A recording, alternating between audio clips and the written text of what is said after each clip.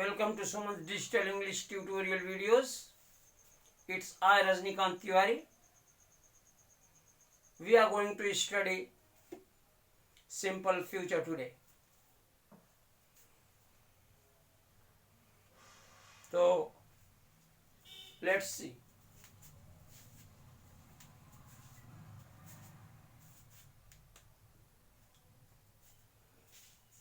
Simple future is used to express the fact we cannot control. तो simple future का प्रयोग उस वास्तविक घटना को व्यक्त करने के लिए किया जाता है जिस पर हमारा कोई नियंत्रण नहीं होता, अर्थात वो घटना घटनी ही होती है।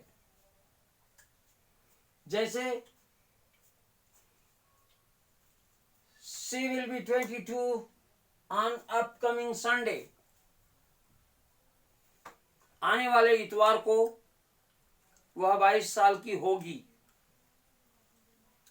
तो इस पे हमारा नियंत्रण नहीं है कि उसको हम 22 साल से एक दिन ज्यादा या एक दिन कम कर सकें। तो इस प्रकार की वास्तविकता को व्यक्त करने के लिए हम सिंपल फ्यूचर का इस्तेमाल करते हैं। It will be Dussehra in a week. It will be Dussehra in a week. एक हफ्ते में दशहरे का पर्व मनाया जाएगा। Dussehra will be celebrated in a week. तो दशहरा जिस दिन होना है उसी दिन होना है, उस पर भी हमारा नियंत्रण नहीं है कि उसको हम एक दिन आगे या पीछे कर सकें। तो ऐसी स्थितियां जब होती हैं तो वहां हम सिंपल फ्यूचर का यूज करते हैं। Students will see their results on 20th में। जब छात्रों का रिजल्ट 20 मई को निकलेगा तो वो 20 मई को ही जान पाएंगे कि उनके परीक्षा फल का क्या हुआ। तो ये कुछ एक ऐसी चीजें हैं जिसपे हमारा नियंत्रण नहीं होता, और इस वास्तविकता को व्यक्त करने के लिए सिंपल फ्यूचर का यूज किया जाता है। देखिए, this tense is used of what we believe will happen in future. इस टेंस का प्रयोग उस चीज के बारे में व्यक्त करने के लिए किया जाता है जिस पर हमें विश्वास होता है कि वह भविष्य में घटित होगी। तो जो घटनाएं भविष्य में घटित होंगी और उन पे हमें विश्वास होता है, ऐसी बातों को व्यक्त करने के लिए भी सिंपल फ्यूचर का यूज किया जाता है। I believe India will win the world cup. मुझे विश्वास है कि भारत वर्ल्ड कप जीतेगा।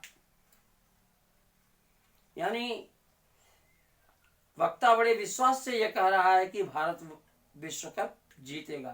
तो जिस चीज के होने का विश्वास हो, जिस चीज के होने के बारे में सोच हो, जिस चीज की होने की आश्वस्तता हो, वहां भी सिंपल फ्यूचर का यूज किया जाता है। जैसे I believe India will win the world cup. मुझे विश्वास है कि भारत विश्व कप जीतेगा। Probably you will score 85% of marks. तो तुम्हारी मेहनत को देखकर वक्ता के मन में ये जुगजुगाहट हो रही है आशा की कि शायद तुम्हें निर्धारित अंकों का 85% प्राप्त होगा। तीसरा देखें, I am sure she will achieve her goal. किसी को की मेहनत को देखने के बाद किसी को विश्वास हो जाता है कि उसे उसकी मंजिल मिलेगी या नहीं। तो आई एम श्योर, मैं पूर्ण आश्वस्त हूं, I am pretty sure that she will receive her goal, कि वो अपने लक्ष्य को पाकर रहेगी। तो इस तरह के वाक्यों के साथ भी सिंपल फ्यूचर का यूज होता है। आगे देखें, this tense is used when we decide to do something at the time of speaking. जब कुछ बात करते समय हम कोई काम करने का निर्णय कर लेते हैं तो वहां पर भी इस टेंस का इस्तेमाल होता है। एग्जाम्पल देखें, it's too hot, it is so hot as it ought not to be. बहुत ज्यादा गर्मी है, अपरंपार गर्मी है, बियॉन्ड लिमिट गर्मी है। तो जिसके साथ आप हैं उसने कहा डोंट वरी, चिंता न करो, I will start air conditioner, मैं एसी चालू कर दूंगा। तो जब किसी ने यह व्यक्त किया कि बहुत ज्यादा गर्मी है तो किसी ने कहा कि चिंता की कोई बात नहीं है, चलो अभी एसी चालू कर देते हैं। तो चिंता मत करो, आई शैल स्टार्ट एसी, मैं एसी चालू कर दूंगा। आगे देखें, I want to see you, किसी ने कहा मैं आपसे मिलना चाहता हूं, I want to see you, मैं आपसे मिलना चाहता हूं। दूसरे व्यक्ति ने कहा sorry I am very busy today. दूसरे आदमी ने कहा कि ही इज रियली सॉरी, उसे वास्तव में खेद है, he is very busy that day, उस दिन वो बहुत ज्यादा व्यस्त है। तो फिर उसने कहा no problem, I will see you tomorrow, दिक्कत की कोई बात नहीं है, आपसे कल मिल लूंगा। तो जब हम बोलते समय ये निर्णय ले लें कि ठीक है कोई बात नहीं, आज नहीं मिलेंगे तो कल मिल लेंगे, तो ऐसी स्थिति को व्यक्त करने के लिए जिसे हम बोलते समय निर्णय लें, व्हाट टू डू और व्हाट नॉट टू डू, क्या करना है अथवा क्या नहीं करना है, तो ऐसे डिसीजन को हम सिंपल फ्यूचर में बोलते हैं no problem, I will see you tomorrow, कोई बात नहीं है, कोई दिक्कत नहीं है, आई शैल सी यू टमारो, मैं कल आपसे मिलूंगा। तो देखिए, there are several other ways to express future, और भी अनेक तरीके हैं जहां पे हम सिंपल फ्यूचर का यूज न करके फ्यूचर के बारे में व्यक्त कर देते हैं। तो वे क्या हैं?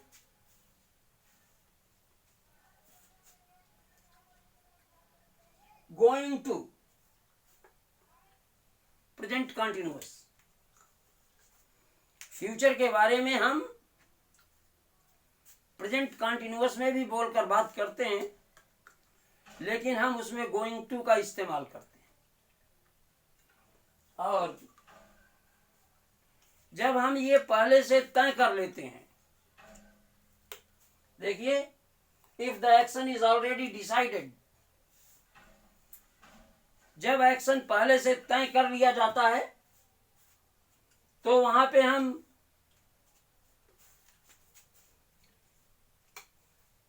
सिंपल फ्यूचर की अपेक्षा प्रेजेंट कंटिन्यूअस का इस्तेमाल करना प्रीफर करते हैं। तो we use going to form rather than using simple future. Simple future का प्रयोग करने के बजाय वहां पे हम गोइंग टू का इस्तेमाल कर लेते हैं। जैसे she is going to resign her job, वह अपनी नौकरी से त्यागपत्र देने जा रही है, अर्थात she has decided to quit her job, अपनी नौकरी छोड़ने का उसने फैसला कर लिया है। कहने का मतलब she will resign her job, लेकिन instead of saying she will resign her job we will say she is going to resign her job. ये कहने के बदले कि वो इस्तीफा दे देगी, हम कहेंगे कि वो अपना इस्तीफा देने जा रही है। आगे देखिए, I'll sell my motorbike right now because I am going to buy a car. तो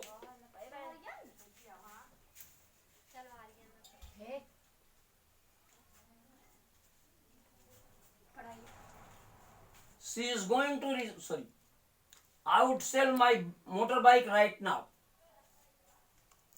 मैं अपनी मोटर बाइक को तुरंत बेच दूंगा, because I am going to buy a car, क्योंकि मैं कार खरीदने जा रहा हूं। तो देखिए, दो चीजें यहां पे देख लीजिए। ये फैसला कर लिया है कि मैं कार खरीदने जा रहा हूं, इसलिए मैं अपनी मोटरसाइकिल को अभी अभी बेचूंगा। तो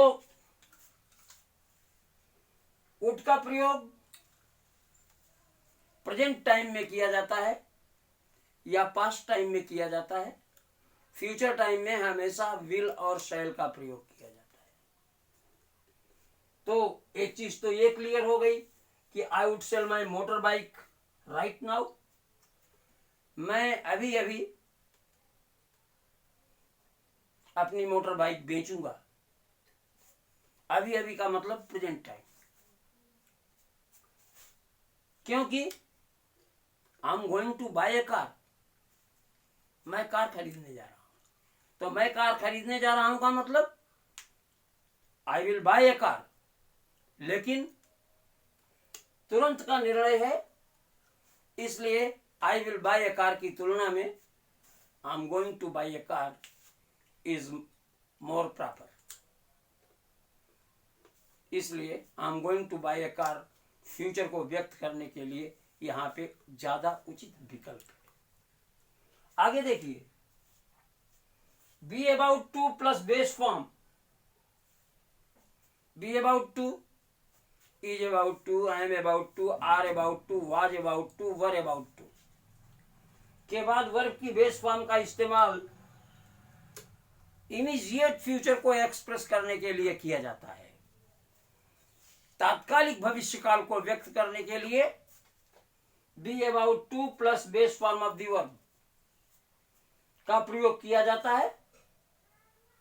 जैसे don't go out to play, खेलने के लिए बाहर मत जाओ, because we are about to have breakfast,